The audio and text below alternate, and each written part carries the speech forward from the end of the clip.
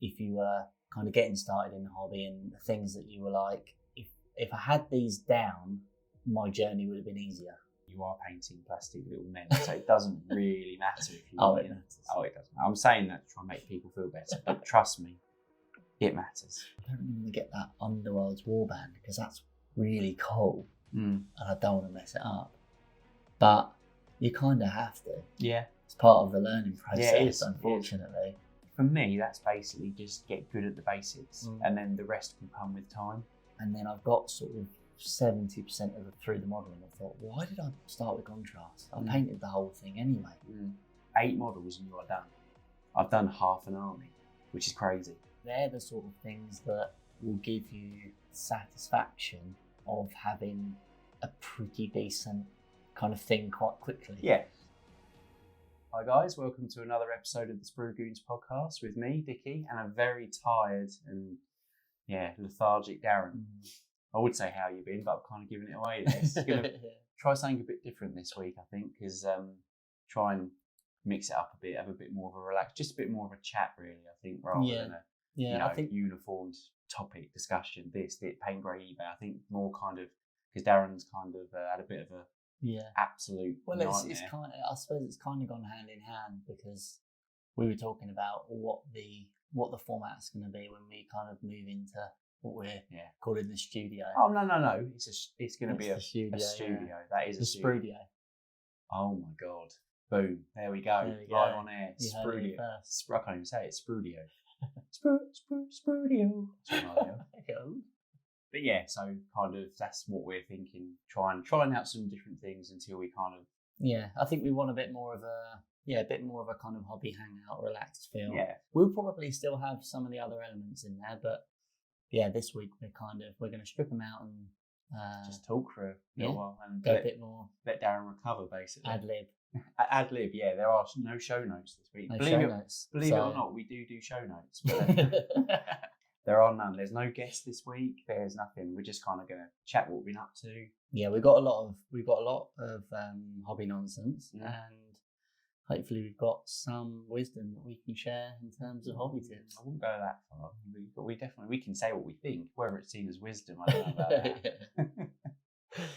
Yeah. So straight into hobby nonsense, I suppose. Then, so where do we start? This is going to be a longer one, I think. But I think so. Where we were last time was we were just about to go up to Warhammer World for the release of 4th edition when we filmed the one with Julian. Yeah, we did mention that, didn't we? Yeah. Yeah. So that was cool. Where do we start with that? So going to go up Friday.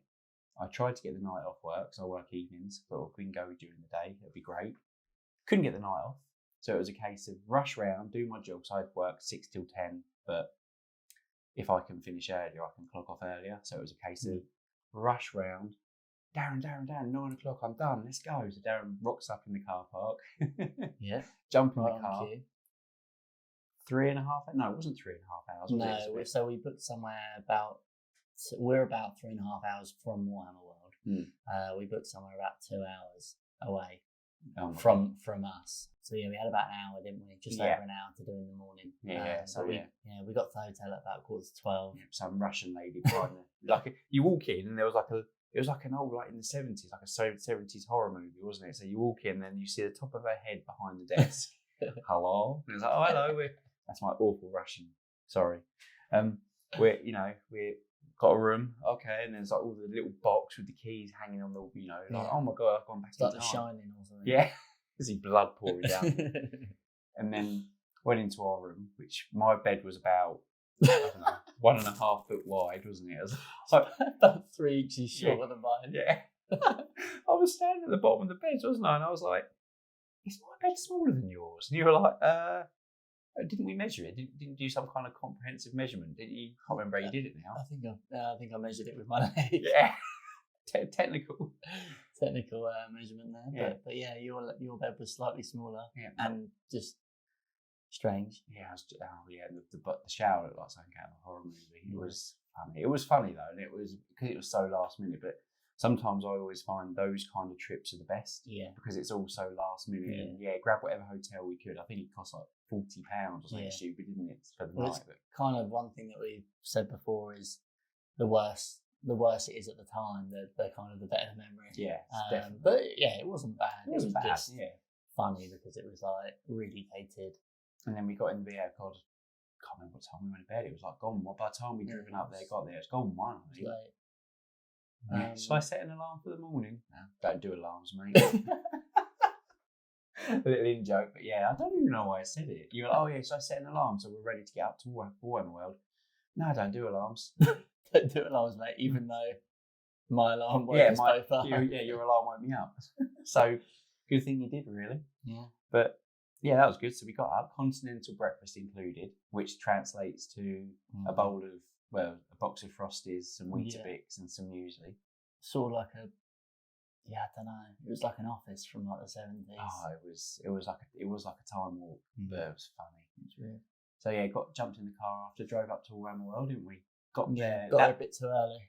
Because shout out to Chloe, Lady Kane, because she got us, basically managed to wangle some, long story, but she had some spare tickets for the event at Warhammer World, so we pinched them off her basically. But we turned up, we were going to meet her there, and we kind of decided en route, we weren't sure where she was, were we? So we thought, should we swing into Nottingham and go to Element Games? Yeah, what a great idea. Let's go to Element Games and get, have a look around, do a bit of hobby shopping. So we decided that was the plan. We went to Warhammer World first, didn't we? Yeah. We pulled in the car park, empty. Obviously, that probably was a better idea. Let's go to Element Games. So jump back in the car, 5-minute drive to Element Games. What was it, 9:30? Yeah. 9:30 in the morning, rocked up to Element Games, shutters down, opens at 10:30. Shit. Okay. What do we do now? So we end up getting a McDonald's breakfast and proper breakfast. Well, compared to what we had before, it was like actually a breakfast, not some stale Frosties. So then we waited for Element Games to open. We had a good old hour sort of standard, just basically stand there and look at paints for like half an hour. Discuss, kind of talk ourselves into reasons why we need them, even though we really don't need them. No. We better buy them. We both bought the Pro Acryl. Louise's set. Louise's set, which is a great set, by the way. Obviously, I think kind of universally at one point it was sold out around the world. I've seen a lot of posts about it. Such a great set. I think, again, I haven't got all the Pro Acryl Signature Series sets yet, but it's definitely one of the best ones, I think. Just for like the whole, I think you spoke about it last time, didn't you? But the whole kind of what it can do. It can do every... I don't think so. No. Did you not? I thought you did. That was a private conversation, I think. Oh, okay. So podcast and private conversations blur into one. Yeah, no, I watched Louise's video. I think she goes into like the thought behind the colours, and the blue is 100% ultramarine blue, which I found really interesting. She tells a little story about Michelangelo. He actually couldn't finish one of his paintings because he couldn't afford the pigment, couldn't afford ultramarine to finish it. So it wasn't called ultramarine back then, though, surely. Don't know. No, it wasn't. Michelangelo. Yeah, but ultramarine is a colour. Yeah, but really? What, back then, in like Michelangelo's time? Yeah, I'll get the... I can't do accents. Get the ultramarine. Hang on, Michelangelo's Russian. Yeah. Hey, dude. I'll do the turtle Michelangelo. Get the... it wasn't called ultramarine back then. No way. We'll let you know in the next bit. No. Oh, you're going to Google it when we stop? But yeah, it's 100%. The blue's 100% ultramarine. Or other name here. And the yellow is 100% bismuth yellow, and that's what the pigment's called. So they are they are pure saturation. They've got no other lighteners or darkeners in there to take the saturation out. So they are purely saturated. So I think that's the reason they're such a good colour. You imagine if you're a fan of colour theory and you're looking to lighten a colour with yellow, so you don't want to lose any saturation, that's the yellow you want. Yeah, she was saying I listened to the latest episode of Jugs. Was it the latest episode? I think it was. Hers, Peaches and Rob's podcast. And she was saying that you can make every colour wheel variant plus a green or something. She said it had to be a green because she loves goblins. So it's every colour wheel variant and a green. Yeah. That's crazy. Such a clever idea. Very clever. And I've completely lost what we were talking about. Yeah, so we picked up the Pro Acryl sets. What else did we pick up? Oh, some matte varnish. I got a bit of matte varnish, and I got an orange actually as well. I know you can make an orange out of that set. But Pro Acryl orange? Yeah. Did you? Yeah. I didn't know. I can't remember. But yeah, I thought, why not? Why not? When in Rome. Although I would like a black. I've got white. I've got the white. I'm going to get some more of the white when we go to Expo, which is another talking point in a bit. But yeah. So yeah, did that. Finally went over to Warhammer World at what, 11ish? Yeah, 11:30. Met up with Chloe and her friend Amy. So yeah, went in. Really, really busy. A lot busier than I thought it was going to be. But I think on the whole, GW handled the event quite well. I think so. I think I suppose on reflection, I know we were talking about it the other day, but I don't really know what else they could have done. For what they were going for. Well, they could have closed Warhammer World. They could have, But then you'd have about 40 people walking around, and let's be honest, they're a business. They want to make money. Yeah, and they've got a shop. So and you could argue that the bit that wasn't open was the bit that was just for the people who booked, if you know what I mean. Yeah. Like Warhammer World was open as normal. Yeah. And there was 2/3 of it sectioned off for the people that had got tickets. So for anyone who's been into Warhammer World, so I'm guessing lots of people have, but if you haven't, you go up some stairs that go back on themselves, don't you, up into the main hall. And as you go in, there's like a big shop that goes round to one side, and along the wall there's a museum off in the left, and at the back of the hall there's almost like table gaming areas. There's normally loads of gaming tables. But imagine that part of the gaming table area had been cut in half. Yeah. And behind that was like some Warhammer Age of Sigmar screens with tables. And that was again split in two, wasn't it? So it was like one half was for AOS 4th edition, full proper game. Well, I say proper game, the big boy version. And then the other half was for Spearhead, which was the part that I personally was more interested in. The new bit. Yeah, the kind of new game mode they made. Exactly, yeah. Like a fleshed out combat patrol, basically, I think. Yeah, kind of like, well, we'll go into that. But... So, and they had a little paint and take. Yes, it wasn't the new models, unfortunately, but I kind of, again, at the time, I was a bit miffed that they weren't the new models. But on reflection, a bit like you said, it was a bit like, well, they wouldn't have been the new models. They're not going to give away handfuls of the new models, are they? They're going to wait. They aren't out yet. No, they're going to want you to wait for the starter set to come out. But so there's lots of people painting them up. So Amy and Chloe entered into the competition. Yep. The what's it called? It's got a name. It's not called Legends of Pain. Legends of Pain. We thought about putting something in. Yeah, but it was all a bit too last minute. Because it was such a last minute rush. It was kind of like, the thing is, I've got no real AOS to put in. I've got some Warhammer Underworld's warbands, which are AOS, which I could have put in. Yeah. But there was some people putting things in there that weren't even. There was what was it? What they called it was the elephant things. From the Mamuk, whatever you call it. Yeah, that's Lord of the Rings. I thought I could put Saruman in. That's Lord of the Rings. But didn't know the rules were completely open. Yeah, didn't realise that AOS meant bringing Lord of the Rings. But unfortunately, Chloe didn't get a pin. No, but Amy got silver for her Troggos, which was really, really good. Chloe's was really good as well. But... Yeah, Chloe's was really good. It was hard to kind of... I know there was a bit of sort of, we haven't done this many before, so we don't really... It's like the 5th one they've done, so they don't know. Hard to kind of know what standard they're looking for. So, I think that does make it a bit difficult for kind of people going in, because it's like... But it was really busy there though. But so we had our first game of we played AOS 4th edition with Amy and Chloe, and that was really good, really fun, really enjoyed it. It was good to have someone there teaching you. Most of it, I would say, has been changed for anyone who does play AOS. I'm sure if you're that interested, you've been watching lots of YouTube videos on it, because there's lots of people there that played it. But a few things that I took away from the main game that I really liked was that there's no bravery stat now. Yeah. So it's a case of no Battle Shock. So you don't do battle shock at the end of a round. Everyone's got a 3-inch range now, haven't they? Rather than like certain people got different ranges. I really like that. It just makes it easier. What's their range? Or can I reach it? So no, everyone's got 3 inches easy. No one runs at the end of a round. You have a control stat now instead, which is a bit like 40k.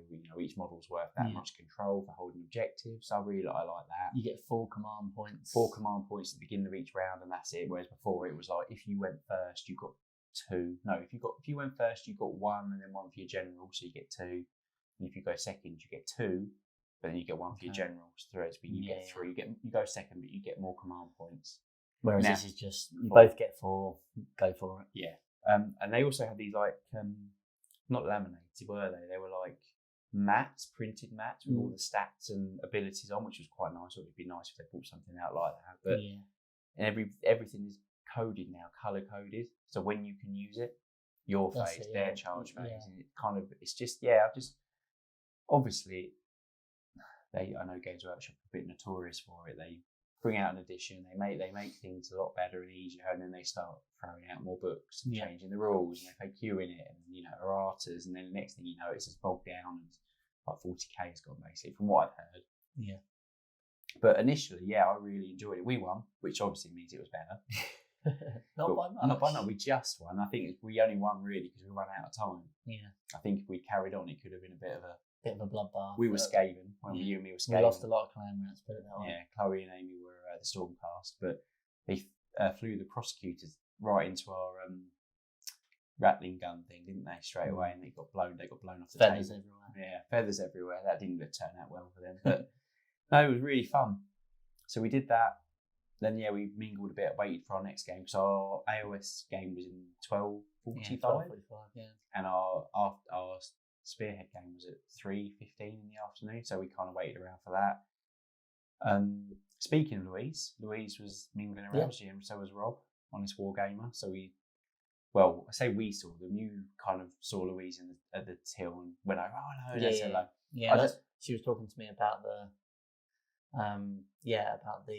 she'd just photographed, sort of linking in with what I was just saying, but she'd just photographed the if you've gone on their Instagram, you'll see, but a marine painted in purely one of each of the colours.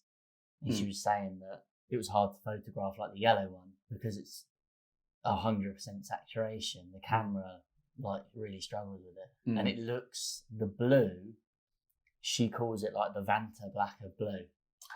It almost flattens the model, which seems weird. And I think she's quite interested to see how it looks on models, obviously not a fully painted model, but how it looks, within a colour scheme, whether it is a bit too flat or whether it's better to be mixed. I do have plans for that colour in my Shatterpoint models, but I didn't go and say anything to her. I was saying to Darren at the time, I kind of feel like her and Rob weren't there to kind of promote anything, or it was like a show where they were expecting. It was like they were just there to play Age of Sigmar as well. So I kind of, it was a bit of like a hello. We're not going to kind of I didn't really want for about an hour. I didn't want to kind of both of us run over to him and be like hello and try and So I thought I'll let Darren. I'm a bit backwards in coming forward sometimes as well. So I thought I'll let Darren go over and say hello, and I'll just kind of look at the Blood Bowl teams while you're talking to her. But so we waited around. I think we had a drink, then we had some Skaven Brew. The green IPA, which was it was nice. It's an IPA, but it was green, quite cool, a bit novel, but why not? While you're there. Then Chloe and Amy left, didn't they? They weren't as worried about Spearhead. No, but they'd booked, like we said before about the tickets, they'd booked like the AOS 4th edition and the Spearhead for 4 people. Yes, yeah. So they'd kind of said, "Oh, we're not going to be there," and then but we were staying. Yeah. So we had a guy standing in on his own. Never got his name. No, he was a really nice guy. We had a really fun game as well. And there was, we were. Well, I thought that the Spearhead demos would all be naturally would all be Stormcast, Skaven, because we were going in saying, right, what do you want to be? I'll flip a coin. Cause, we thought it was just going to be you versus me. Yeah. I'll be Skaven, you be Stormcast. Exactly, yeah. Well, we got in there and we were on the same team. And we were Maggotkin of Nurgle. Mm. And he was Sylvaneth. Yeah. So straight away we were like, oh, that's new. Well, there was Caradron Overlords I saw, Seraphon, which you were gutted about because you wanted to try Seraphon. That would have been cool, yeah. Where else was there? I'm trying to think. There was more than those four. There was, yeah, but I feel like we didn't look around enough. Basically it wasn't what you thought. I thought it would just be Skaven Stormcast in Spearhead. But no, they kind of, fair play to GW, they showed some different armies how they play in Spearhead.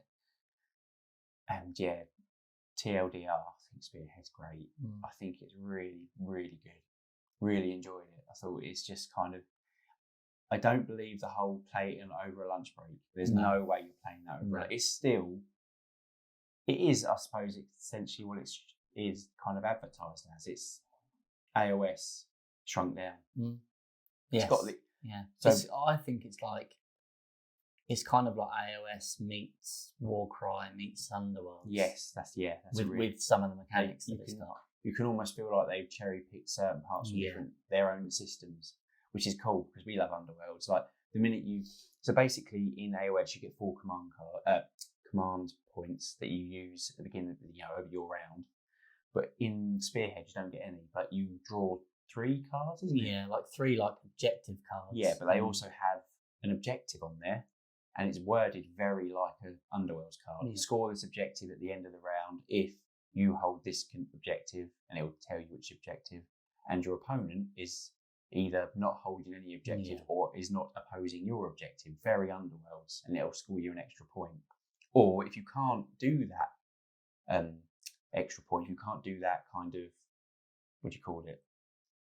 Yeah, if you can't score that objective. That's the one. If you can't score that objective, then it will have a command ability on the card that you can use, and it's an either or. So you think, I can't score that objective, but I could use that command ability, which would be, it might be all out attack or all out. So the ones that you would do in AOS full that you just choose to do with your command points are on the cards. I've got all out attack. I've got all out defense, or I've got there's one where it's like a resurrection one, which was like roll a dice on a 5+, one of your units comes back. Yeah.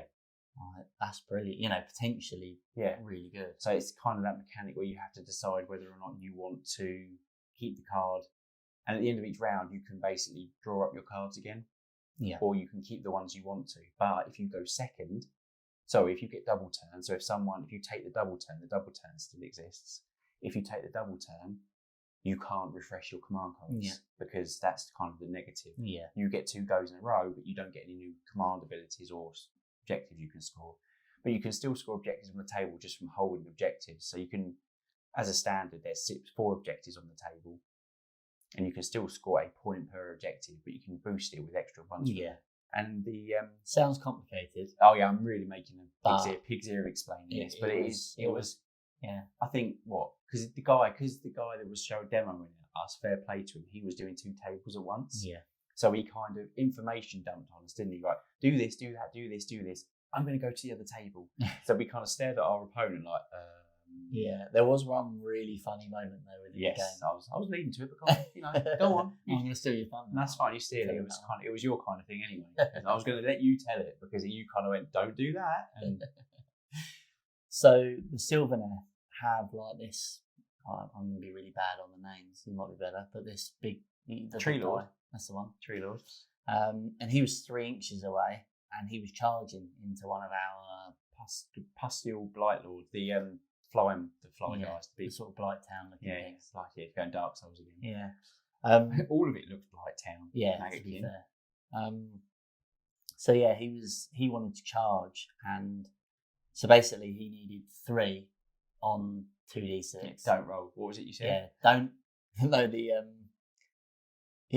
instructor guy was like, don't roll double 1. Oh, I thought it was you that said it. And the guy went, right, don't roll snake eyes. Yeah, that was it. Like a bit of tension, rolls it, double 1. Yeah. We all erupted, all 4 of us. Even the people watching were looking over like, what?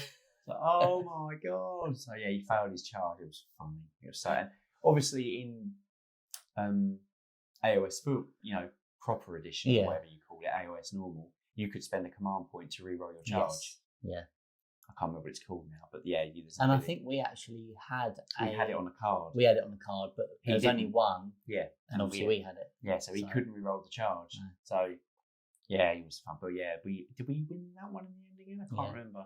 Well, again, it was hard to tell because there are certain things in Spearhead where you'll have certain units that don't come in on turn one. Yes, that's a clever way how they balance the Spearhead, because in Combat Patrol we found when we played a game of it, it's great if it's on the table turn one, but my Ravager just blew your wing Tyrant.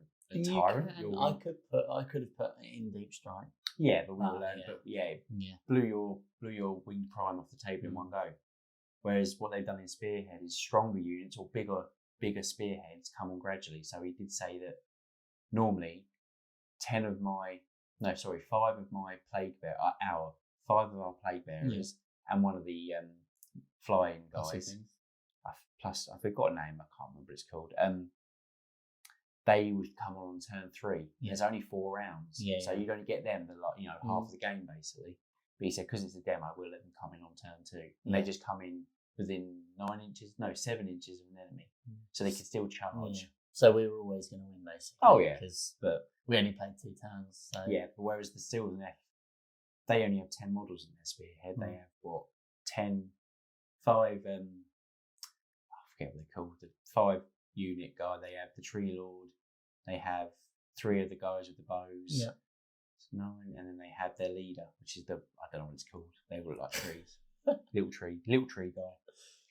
But yeah, so they've only got 10 models, which you think, oh my god, they've got a Tree Lord on the table from turn 1, but they've only got 10 models. Yeah. So it's like we had 10 plague bearers, 2 of the flies? 2 flies. 2 flies, yeah. Leader and the Blight Kings? Yes, the Blight Kings, which are brutal. Basically, if you know what a Maggot-kin Spearhead is, you know what we've got. But we had more models and they're quite tough. So they have a cool ability in Spearhead, which they probably have in the full game, but it felt very thematic. I think they've done it on purpose because it was life and death. So it was like Sylvaneth have an ability where they can bring back regiments to life. They're regrowing their army, and they can. In full AOS, the old game, they had to bring Wildwoods and they could teleport between them. Where it seems like now what they've done is they can do it on any terrain features on the board. Right. They can just grow around every terrain feature, so they can teleport around the board. But he couldn't do it because he didn't have anyone within certain inches of his terrain. But so they're very moving and life giving. Whereas the Maggot-kin are kind of every time you hit them, you get a disease point. They explode. They explode when they die. Yeah, things like that. That was all really cool. Really thematic. Really, really enjoyed it. I kind of gutted it was over. So we kind of, I think I am kind of committed to giving Spearhead a proper go. Yeah, it looks pretty good. Can't decide on what faction I want to be yet. I think the thing is we're kind of waiting on the rules to come out because, like we said, we thought it was going to be Skaven Stormcast. So we were like, I know a few people aren't too fussed about those kind of starting factions, but the fact that it was Nurgle and Sylvaneth that we played, and each one of those spearheads they had some quite thematic rules. That then makes you think, hang on a minute, there might be armies that I don't particularly like the thought of painting, but if they play, how they play is cool. There's nothing really Warhammer that I wouldn't like painting. I think the Seraph one would be good. I think they'll come on in dribs and drabs because they're tough. You get 10 Saurus Warriors, you get a Carnosaur, and you get 3 Croxigals. Do you get more than that, or is that right? No, that's it. That 14 models, but that is, you've got a Carnosaur. That won't come on turn 1, I don't think. But that's your leader. So maybe he does. Maybe he comes in turn 1. Just maybe the 3 Croxigals would come in, and maybe 5 of the Saurus on turn 3. Yeah. That's, if someone listening who's played the Saurus, they know. But yeah, that's a good shout. You'll probably find a bit like the Maggot-kin. It'll be the 3 Croxigals and 5 Saurus, and you start with 5 Saurus and your Carnosaur. Yeah. Again, that's what's interesting about it. I'd love to see how each faction plays. And their special rules and because we were gonna. initially we were kind of talking on the way up. We were like, oh yeah, what we'll do is we'll buy a spearhead before, because I kind of wanted to do the Sons of Behemoth, the Man Crusher mob, which is only 3 models. I'm guessing that it'll be like 1 turn 1, 1 turn 3, 1, that kind of thing. They'll bring them on gradually. But I kind of thinking, like you said, now we've played another faction, and we're thinking, I wonder what other factions are going to play. I want to see what the rules are, yeah. because I love Lumineth and things like that. So naturally, I think I'll probably go for Seraphon over Lumineth because slightly easier painting task. Although you got a massive Carnosaur, but I painted one before, and it's contrast paints didn't exist then. Fun to paint. Imagine that contrasted through an airbrush. Yeah, I was just thinking through an airbrush. Oh. Anyway, carry on. But if the Lumineth play really fun and cool and thematic, might be swayed. Yeah, see, I'm excited for Spearhead, but I know, I understand why Games Workshop do it. I'm not going to complain too much about it, but I kind of wish they'd released the Spearhead as a separate bundle. So here's the Spearhead rulebook, here's the boards, here's the terrain, here's the card you need to play Spearhead.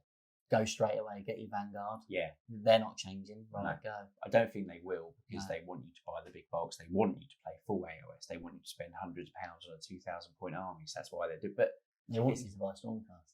Yeah, they do.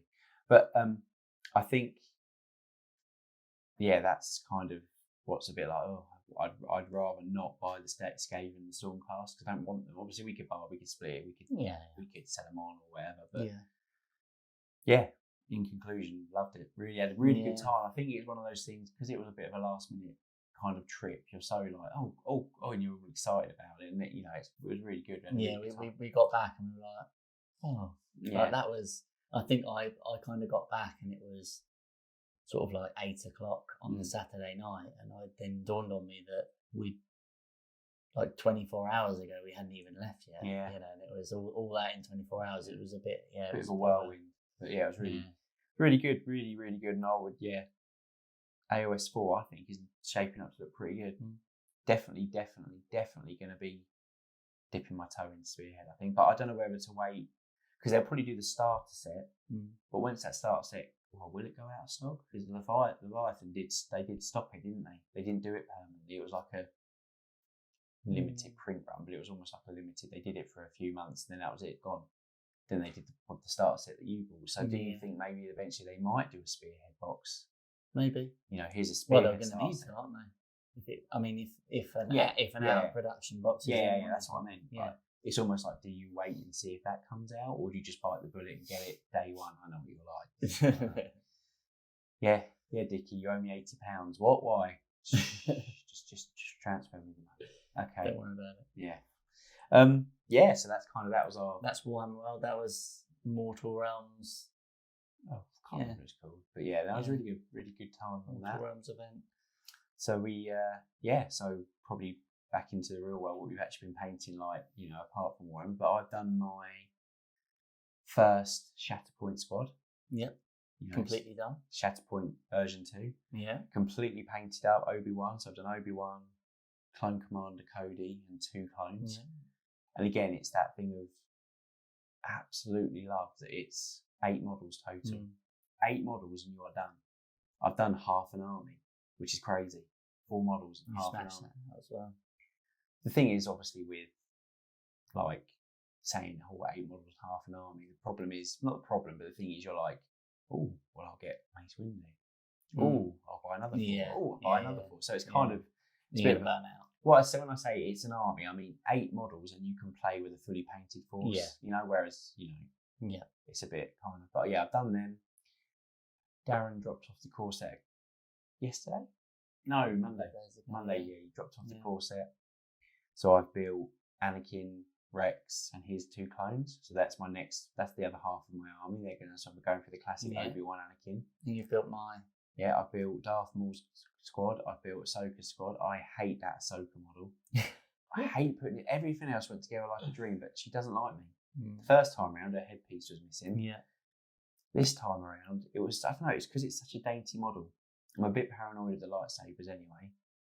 And it just wasn't, I wouldn't say it wasn't going together. I'm sure it was user error, but fat fingers and tiny model, and it didn't really go well. I just got lots of had a bit of a spillage with the Tamiya thin glue on the back. So yeah, put it all together though in the end. So her squad's done. So you've got Darth Maul and Ahsoka. I wasn't too worried about it though. I was saying this is a thought for not for the podcast, but because I was thinking this is probably not going to be your final, not your ultimate form. Basically, this isn't going to be your final squad, is it? It's not like Ahsoka's arms. That's me locked in. No, that's my favourite one. Well, tough. You have to buy it again because it's got. No, it's fine. It's all base. You can have a look at it in a bit. I'll use my Legion one. Yeah, fine. Yeah. So I was thinking because eventually I know you've expressed interest in a few other. Yeah. Well, I like Cat Bane, I like this one, I like that. So I don't feel like you're going to you'll play them to play the game and have the squad done, but I don't feel like it's going to be a squad that you're going to settle on permanently. Yeah, I don't know. I'd say it's more likely with the Ahsoka one, just because there's 3 Mandalorians in it. Yeah, but Darth Maul's got 3 Mandalorians. Yeah, but they're bad ones. Oh, they're bad. Yeah. Darth Maul's a really cool model, actually, because I didn't like it in the pictures. You find that when you look at a model in like GW, I think quite guilty of it. You look at a model when they're like photos, you're like, it's all right. But when you physically see it, you're like, wow, that's a great model. Yeah, because we've eBayed it on a paint grade there. Yeah. So now we're painting it. Well, yeah, that remains to be seen. Yeah, well, I'm not painting that's the plan. I'm going normally. I think I said to you. I think we don't know if we said before, but normally I end up going bad guys. Yes. Or Darth Vader, Darth Maul. I thought, no, this time I'm going to shake it up a bit. I'm going primarily the goodies. So I've done Obi-Wan. I'm going to do Anakin. I want to get there's Luminara and Barriss, like a Jedi and a Padawan and 2 clones. I want to get Mace Windu. Basically, I want to get all the Jedis and the good guys. Obviously, it doesn't mean I won't paint any. You know, I'm sure my boy Vader's going to be calling me eventually with his beetle cape, but well, no, we get my hair dry on. Yeah, no, that won't work. We've had this discussion. That's why I keep mentioning it. So yeah, well, you've been up to anything hobby-wise? Well, obviously you've been working hard on the old. Yeah, been doing some contrast corner. Just as the time recorded, you've chucked up the old Showdown one. Yeah, which was completely my idea. That was actually my idea. And your name. Yeah, I can't remember the name, but that's as far as my.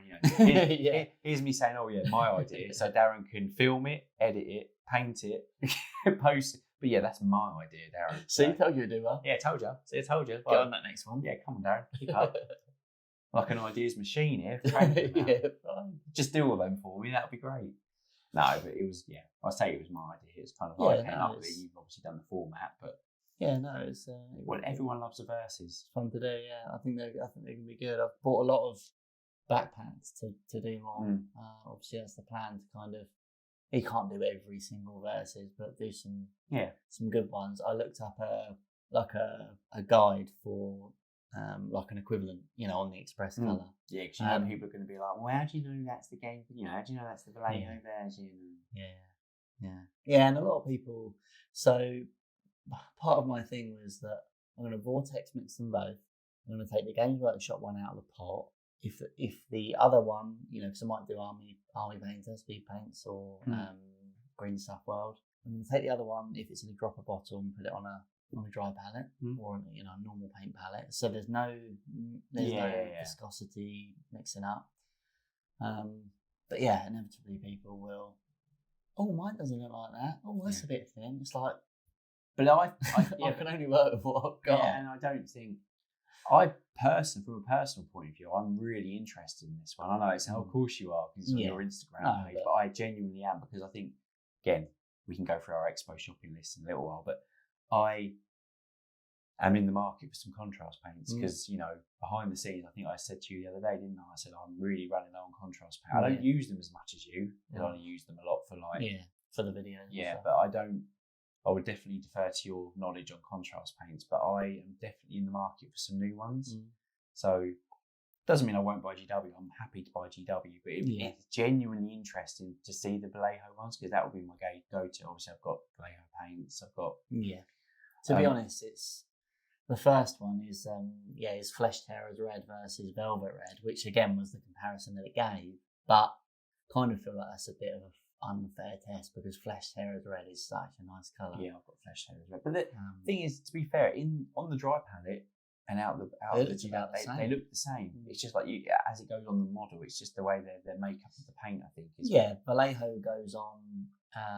It's a lot less pigment dense. Again, like you say, on the palette, where obviously when the light's hitting it because it's all together, it looks red. Whereas if you spread that, it would look pink. So got it on the model.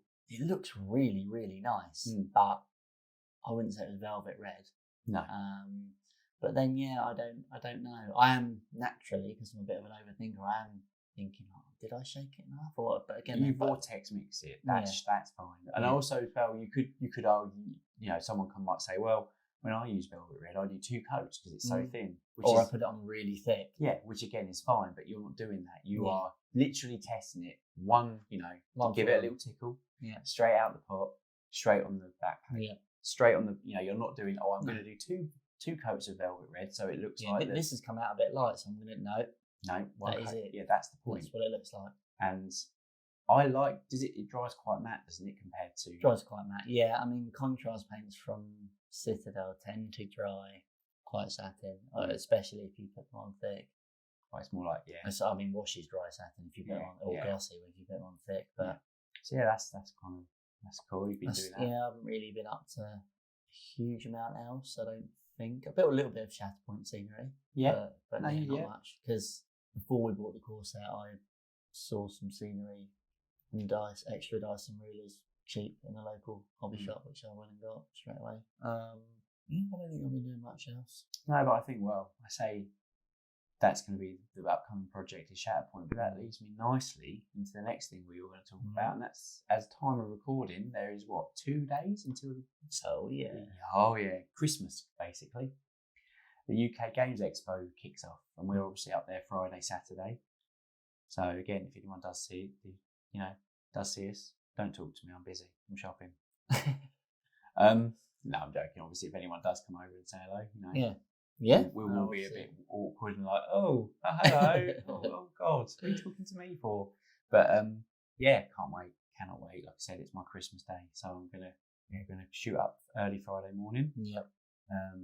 Get out there for kind of midday-ish. Hopefully, we'll miss the first opening. Yeah, but that's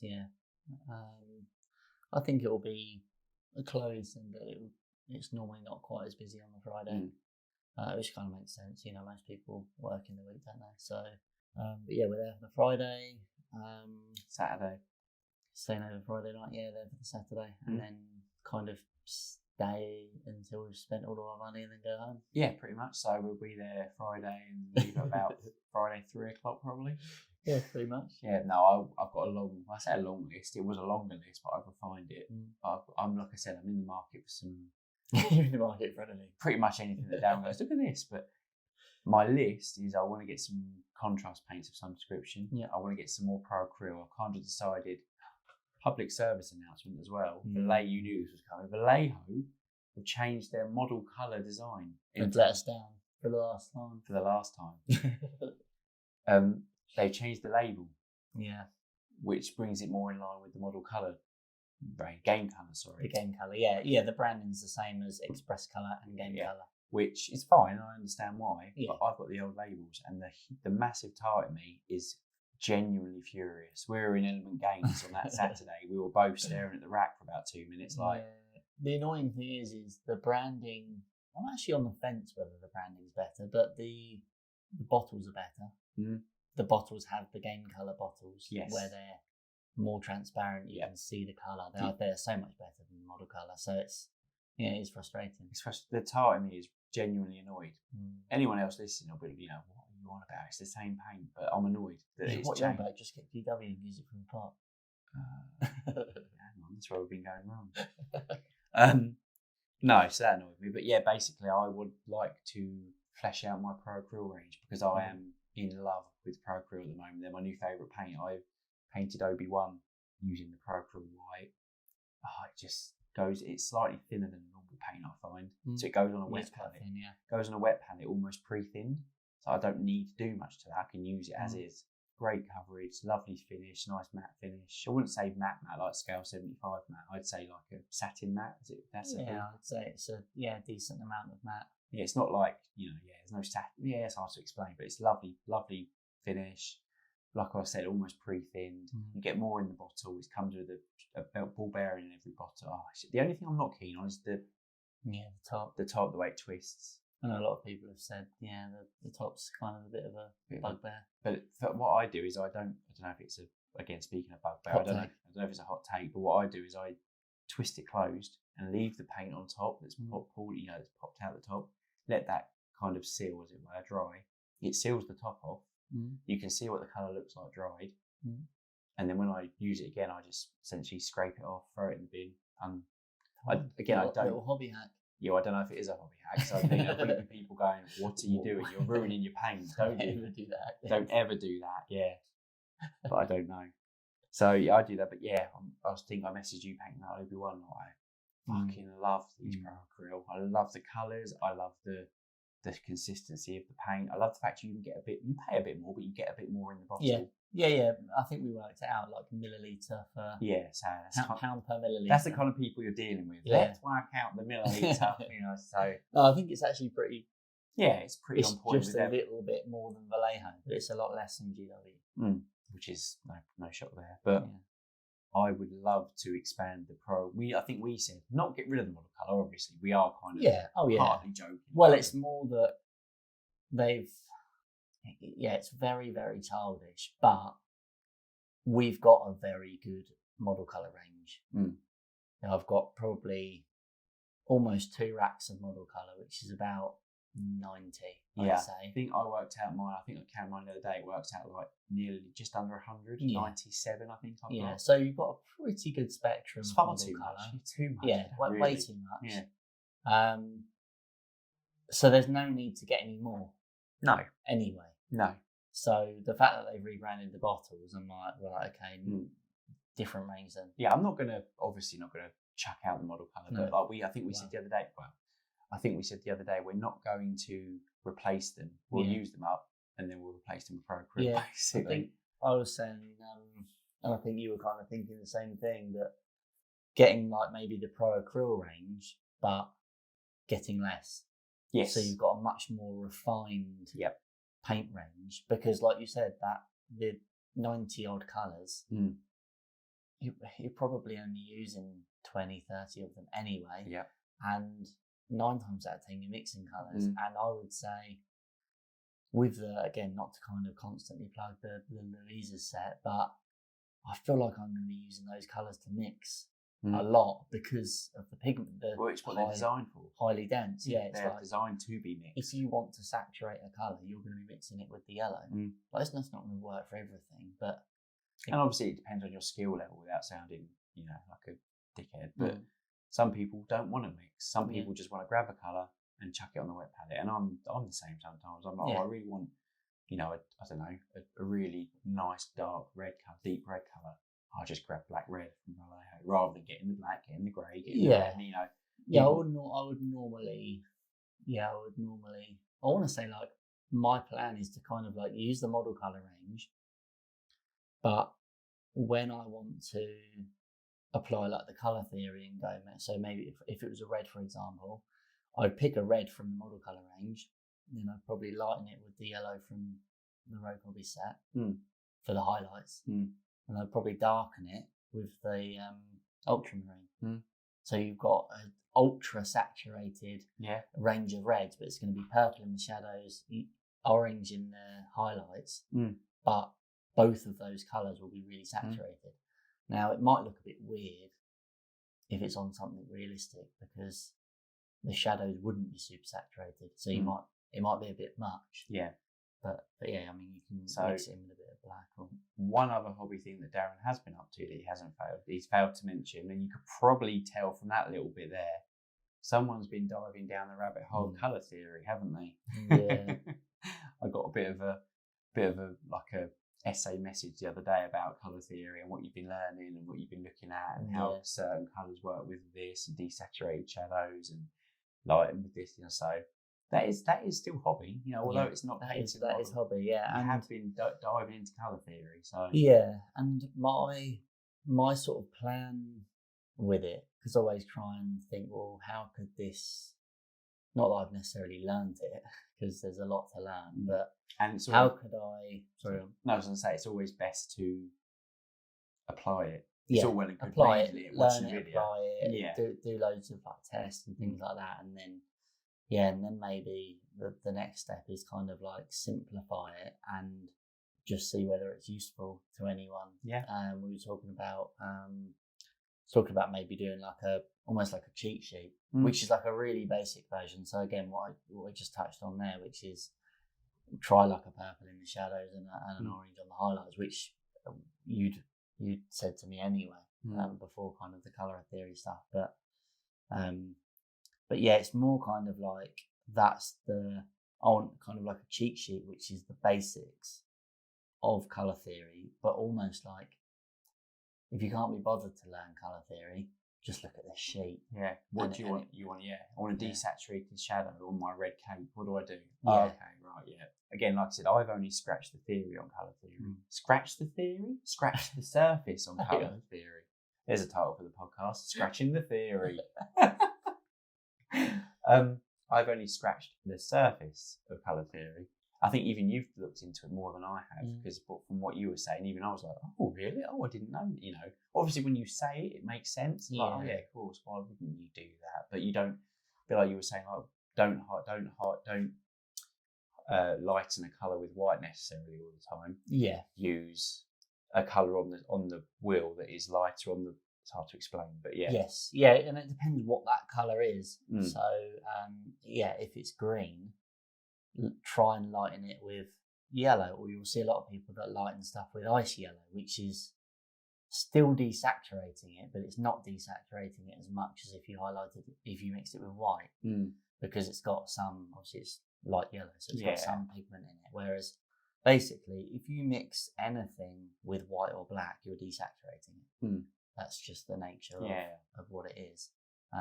They are the two desaturated. I know they're not colours. The two desaturated colours. They're not colours. But yeah, if you use white or black to change a colour's, well, what they say is, if you use a colour to change a colour's hue, or if you use a colour, you're changing a colour's hue. If you use black or white, you're changing its value. Right. Okay. So that's the difference. Well, when you say it makes sense. But anyway, wake up if you skip forward to don't listen to the end. But because it can be a bit heavy at times. Can be a bit heavy, yeah. But I think it's one of those things where if you just look at the colour wheel for long enough, it kind of makes sense. You've got, are you going more towards a cool colour or more towards a warm colour? And then you'd know, okay, well, are the highlights warm? Is the sun hitting it? Well, you want the highlights to be warm then. He's in a cave. Well, you want the highlights to be cold then. It kind of makes sense, but some people don't care. Yeah, and that's perfectly fine. And again, I was going to say, I think it also depends what you're doing or what you're doing it for. If you just want to get your Imperial Guard painted up and pay 40k, you don't care about whether they're in a cave or the sun's hitting them. You just want to get them painted. Yeah. But if you're going in, you're trying to push yourself for a better looking army, or you're doing a skirmish army, you've already got 4 models at that point, or you want to do a competition piece, then learning colour theory almost feels like mandatory, I think, for a competition piece. Yeah, I think it's just, again, understanding like how that model is in that environment, because it's all about like environmental light, and you don't need to, depending on what level you're interested in, you can dabble, you can, again, like you say, using those highlighting and shadowing with the colours on the colour wheel, that will kind of give you more contrast and it will make the model pop more, even if it's not, that's a warm colour, that's a cool colour, they still look cool. But yeah, it's kind of how deep you want to go into it. And 9 times out of 10, I'm slapping Gorgrunt the Fur on Skaven, going like, there you go, mate. They're done. There you go. Dry brush that bad boy and we're off. So yeah, we talk about colour theory doesn't quite compute. That's why I think in a way it's better to not better, but in a way, that's where I was trying to say. I wasn't trying to, put you down what you've been doing. What I meant was the best way definitely, is to just apply it. Apply it. You got to kind of, you've definitely got to, learn it, then apply it. But yeah, it could be colour theory corner. Could be the next colour theory corner. People put it on to go to bed too. yeah. I'm going to bed now. Colour theory corner. I got a comment on it because I posted one of the things on TikTok, and someone said, "Oh, your voice is very calming." Yeah, fine. Hang on. Is that a way of saying you were going to sleep? Yeah, fine. Is that a nice way of saying boring? Yeah, it's a nice way of saying boring, mate. Yeah, we'll do some audio books. Yeah, fine. Some nighttime reading. Fine, hang on. I'm asleep. What? Three words in. You're not that boring. Right then, well now Darren's bored you for nearly 20 minutes about colour theory. Thought we'd actually move on and have again, like we said at the beginning of the podcast, just a little, say topic, but a kind of talking point that we thought we could really go over. It's kind of came up the other day. I've got a friend who's kind of just, although I've persuaded him not to, just decided to get into miniature painting, and I think it kind of got me thinking, like, what tips would we give a beginner, or what? Not necessarily what tips, but what would you think were the most important things to focus on if you were kind of getting started in the hobby, and the things that you were like, if I had these down, my journey would have been easier. Yeah, I think kind of we spoke about it the other night when you asked me about it, because you kind of said to me, what would you say? And I think we kind of spoke about it, but we thought it would be a good thing just to kind of not say again, but kind of bring up on the podcast. Yeah. It's something, there'll be other people out there that are like, what should I focus on? Do I try and go balls deep and do as best as I can from the get-go? Or do I need to improve on every model and all that kind of thing? The normal questions that you might ask, certainly when you're starting out. So for me, I'll kind of just basically say what I said to you the other night, really. We're going to go from there, but not keep it simple, but get the basics down well. Yeah. I don't think you need top end sable hair brushes, and you don't need 97 paints like we were saying earlier. You don't need all of that. You just need, again, I think I have said it before in a previous podcast, but this is where GW kind of come into their own. You can go into probably most hobby shops that do wargaming. Yeah. Pick up some GW paints. Yeah. Pick up, I don't know if I'd say GW brushes, because I feel like they're overpriced for what they are. I'd probably go to a hobby shop, an art shop. Yeah. Get some good art shop nearby. Good synthetic brushes, and I would just get the basics down well. Do a nice, neat base, like we said before with Chloe in the podcast. Yeah, get some Sterling mud. Don't go, don't go mad. But Sterling mud, get a pack of tufts. You don't need to go crazy. But they're the sort of things that will give you, I personally think, will give you that satisfaction of having a pretty decent kind of thing quite quickly. Yeah. If you're, you could go and get some models and you've got like some newspaper down and you're taking it from the part, and it's okay, but if you're not kind of basing it and you're not spending the time, doing the base rim and getting it like a properly finished model, I kind of almost think like you don't get that addiction. It's that kind of, as soon as you get that first model done and you completely base it and you get the rim done and then you kind of put it in your cabinet or wherever on your desk, it looks complete. It won't be display level, but you can display it if you want. Initially, you shouldn't be aiming for display. No. Again, that's it. Someone just starting, get the basics down well. Do your base colours. Your base, a bit like the old GW videos where they do the battle ready, where it's like base colours, wash, highlight. Yeah. Get that down well. Get that done well. Use all the tools you can. So use Games Workshop shades, use washes, inks, whatever helps you get the job done. Yeah, and I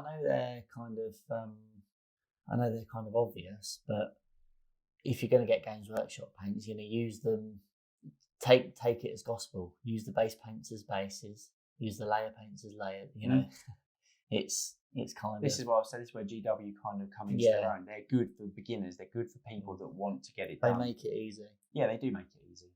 at a cost. But yeah, I think for me, that's basically just get good at the basics, and then the rest will come with time. yeah. And I think one question for you, I think I know the answer, but I'll see what your take is on it.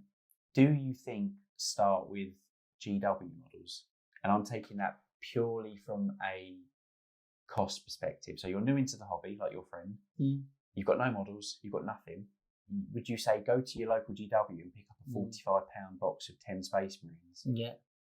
You'd be like, I don't know. They do the starter boxes or an Underworld's warband.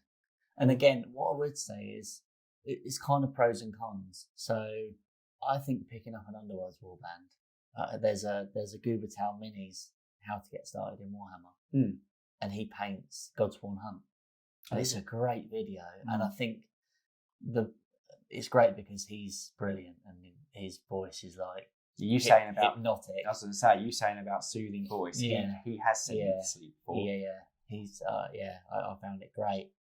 It's like 15 minutes long, but it's a really, really good video. I don't mean that in a bad tone, by the way. If you're listening, Goober, you won't be. But if you were, I don't mean that negatively. I mean because he's so soothing and relaxing. He's got a great voice.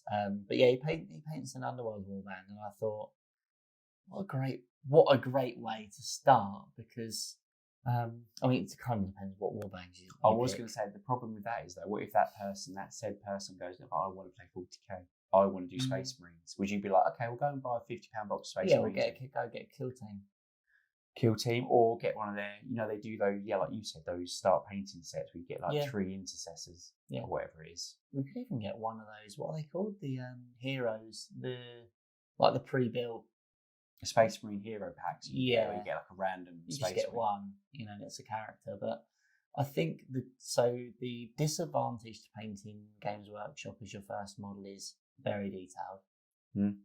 The advantage is that because the sculpts are very good, everything's relatively obvious what it is. So it's kind of paint by numbers. I know that's kind of massively diminishing, people's painting. But what I mean is, well, it's not. It's how well they paint those numbers. Yeah, exactly. It's without getting into kind of all the different techniques and things, but it's obvious what's leather. It's obvious what's metal in most cases. Doesn't really matter if you get it wrong either.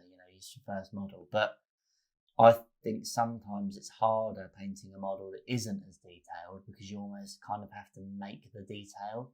And as a beginner, that's hard. I find it hard now. It's kind of like if I've got large areas of flat skin.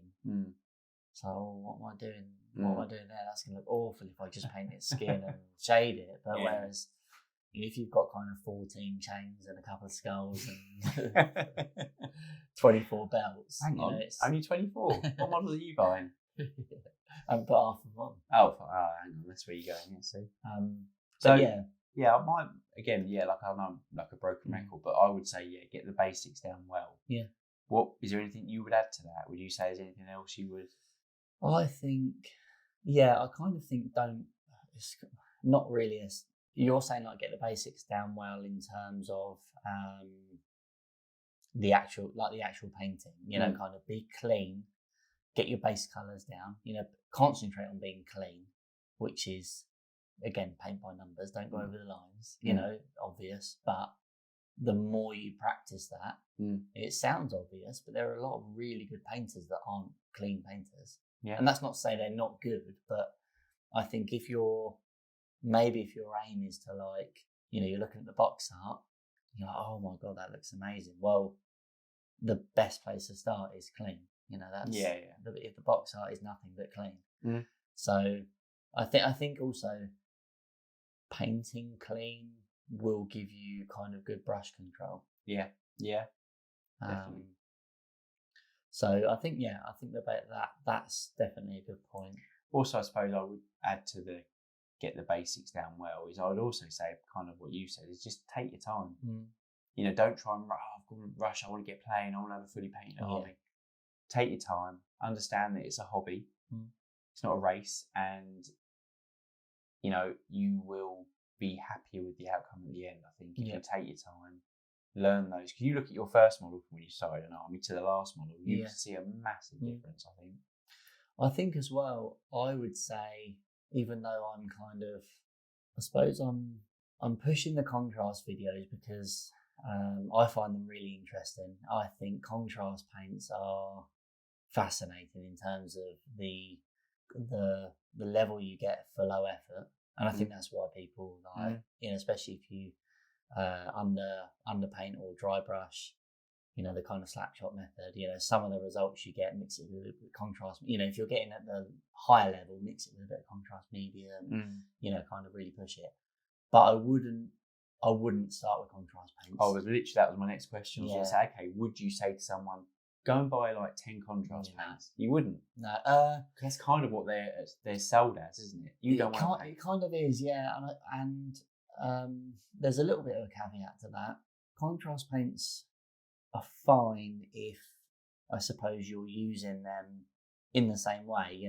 Get your base colours down, brush control. It's still the same. They do behave slightly differently to paint. They're a bit more. They're a bit more not gel-like, but they're viscous. Yeah, they're not. So if you're learning to paint, I don't know. The one thing I would say is, I find the great thing about contrast paints is, like I just said, they make something that was previously quite time-consuming to do, very low effort and quick. And to fully appreciate that, you need to have painted first. So it's a case of paint first, get your techniques down.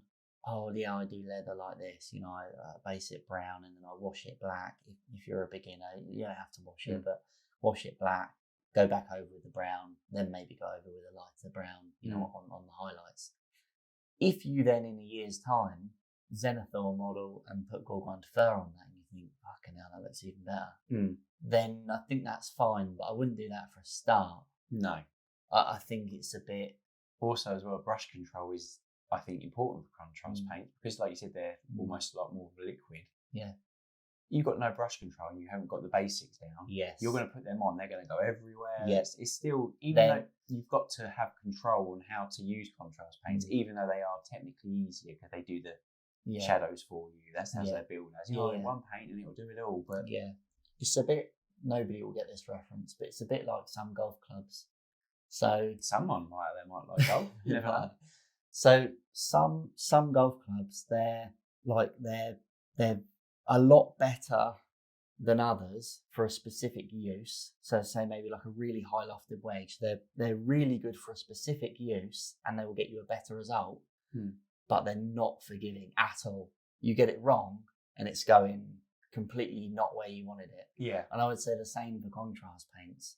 They give you a very good result, but say you've gone over the trim in red and then you're going to block in the main bits with blue. Now, if you go over, or the other way around, if you go over the blue with the red, you can't really correct that mistake because you've dry brushed it, you've underpainted it.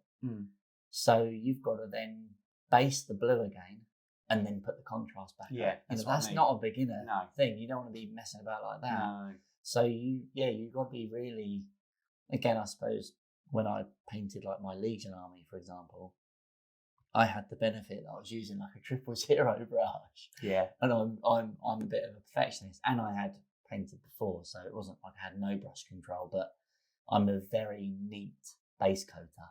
Yes. So contrasts suit my painting style. Whereas if you're a messy base coater, they'd be a nightmare. Yeah. Because you can't just go and clean. You can go and clean up if you're just using them as a base coat. Then you're defeating the objective contrast paints. Yeah, I've painted models before where I thought, right, I'm going to start with contrast, and then I've got sort of 70% through the model, and I thought, why did I start with contrast? I painted the whole thing anyway, so it's kind of pointless. Yeah. And I think contrast also, I know we've spoken about it before, but they have loads of uses beyond. Which is what one coat, one coat wonder. That's what I use them for. I use them for like you said, thin them with contrast medium or glaze them down. Yeah. I very rarely use them as they're intended. I've used them once for that scenery. Yeah, and I think that's kind of part of like what I try and do with Contrast Corner, rather than being like, this is what the red looks like.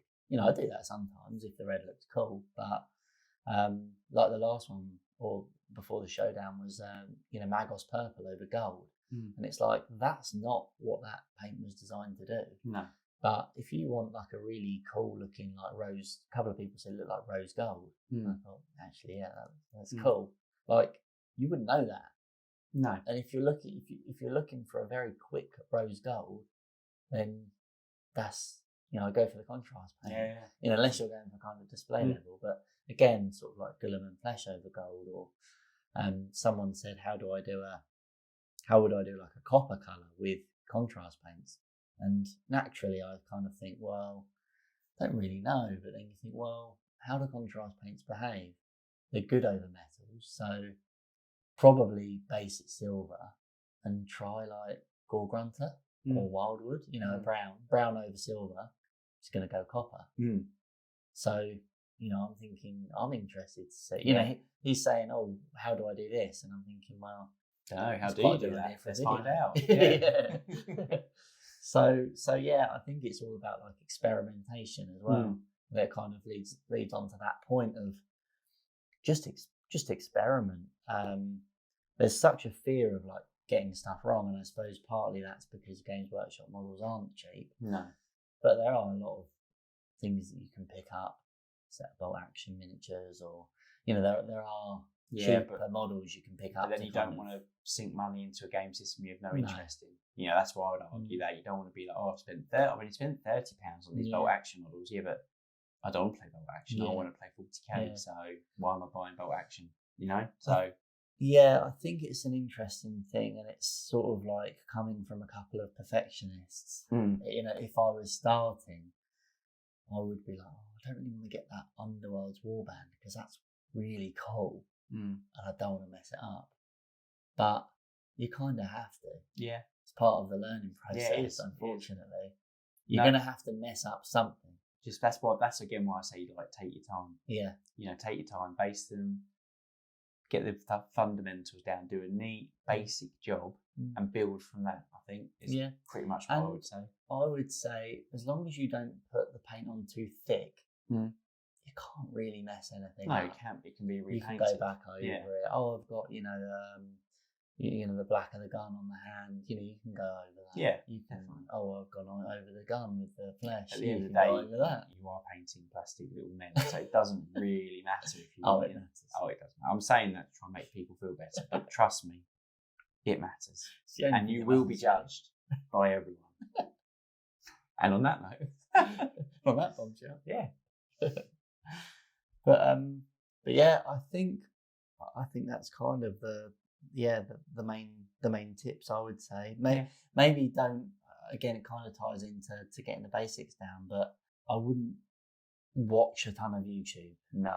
I'd maybe watch a few, like you said, maybe some of Peachy's videos, because they're quite beginner friendly. Yes. Anyone that kind of doesn't overcomplicate it, doesn't kind of stress if you're getting stuff wrong. And don't watch those clickbaity, paint your Warhammer army in 10 minutes, or just watch someone who's giving. Be like Peach is a good example. Yeah, he does kind of what I'm saying. He does the basics really well. Really well, yeah. And the models look cool. Yeah. And he himself, he'd be the first person to tell you that I'm not going to win Golden Demon. But I get. He probably could give it a bloody good go. Oh God, yeah. But he doesn't want to. No, his kind of his approach is kind of making it beginner friendly and kind of making it fun as well. Not taking it too seriously. And like I said, I think we all do forget that sometimes. It's a hobby. Well, we've got an episode which is it fun? Yeah, yeah, and it's because you do forget. For instance, a bit of a tangent, but I sent you sent me the pictures of the Instagram for Instagram of Vogue One that you've taken. Yeah, and I'm got them on my phone. I'm blowing them up to the size of the model's about a foot tall. Yeah, and I'm going. Not happy with that white. Yeah, but you're blowing it up to the like 400% of what it is. Yeah, of course the white's not going to look as good. Bearing in mind you're doing these for gaming, these aren't a competition piece, and you're sitting there going, Shut up. And I was saying to you about that's the problem with having like a better camera. Yeah. Is everything's kind of 4K or high definition, and the downside of that is you think, actually I'd rather that was a little bit pixelated. Yeah. Sometimes more than others in some of my models, but yeah. Yeah. So I think that's kind of our. I would say kind of a bit more relaxed, just to kind of more of a chat about it rather than you must do this. If you don't, if you don't, you will fail. Give up the hobby now. Yes, that'd be a good clickbait. Follow these tips to complete your army or sell it, or I don't know. Stop failing. Big red arrow, our faces, kind of thing. Hang on. Fine, done. Do that face again or cut it out? Don't cut that out. You've got to cut that out for the thumbnail. Yeah, fine. Scratching the theory. Hang on. Right, so for our only fully structured section, we've got listeners' questions, of which we haven't actually got any this time. No, just a bit. Well, not the ones we've picked anyway. No, just a bit more laid back this episode. So we're not doing any Paint Grey Bay this week. No. And Sprue Falls. They'll be back. They'll be back, don't we worry. But we're just kind of trying to sort out the structure at the moment. Like once the Sprue's done, then we'll be there will be full Sprue. Yeah, full Sprue. How many times can you say Sprue in a sentence? Trying to think of something funny now. It's not working. Anyway, so our 2 questions this week are from I'll Make Mark again, above average minis, and I've got a horrible feeling. I'm sorry, Mark, but I feel like my answer is going to be the same for both. But well, they're very similar questions. Yeah. In your defence. In my defence. So the first one is, what is the most overhyped model in our hobby? Yeah, although it does say model specifically. Oh, he does. That's thrown. That's thrown. Yeah, but he does say model in the other one as well. Specifically. That's definitely thrown, Well, okay, you go first, because now I need to think about it. So I've just thrown you under the bus a bit there. Overhyped model. Don't know. I mean, going on your theme of what you work with. It's basically it's some kind of space marine. But I'm trying to say Gilliman or something. I was thinking Gilliman. I don't know if it's overhyped really. I'm trying to think the of line. Yeah, but that is a great model. I don't think that's overhyped. I think that's great. That's appropriately hyped. Appropriately hyped, yeah. Adequately. Adequately hyped. Well done, Lionel. Yeah. You're adequate. I can't even say it. Adequately hyped. I call him Lionel because Lionel. Big L. I call him. Hey, Lionel. He's Big L. L Dog. Or L Pat. Big J. Big Johnson. What?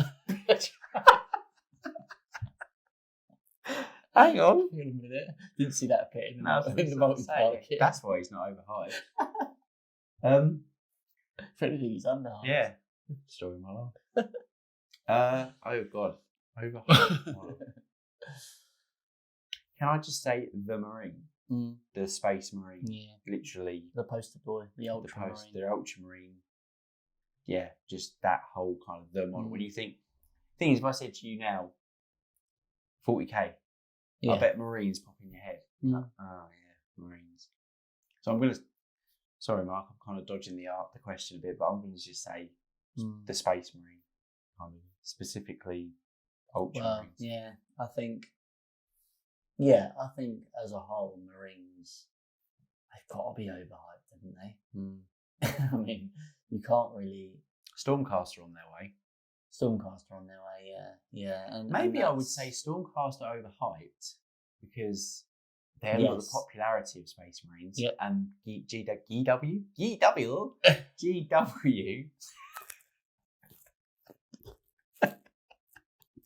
really pushed them.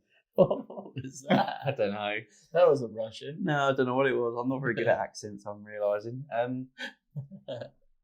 Yeah, I would say, I think that's quite a clever answer, actually. I've got to me a long way to get there, but I think probably Stormcast, because they are overhyped to fuck by GW, and they haven't got the popularity of Space Marines. I actually prefer Stormcast to Space Marines. Yeah, but I'd say, I think that's interesting. So we'll answer both together. So one of them is what model, or we've basically changed it to what models, but what models are overhyped? Yeah.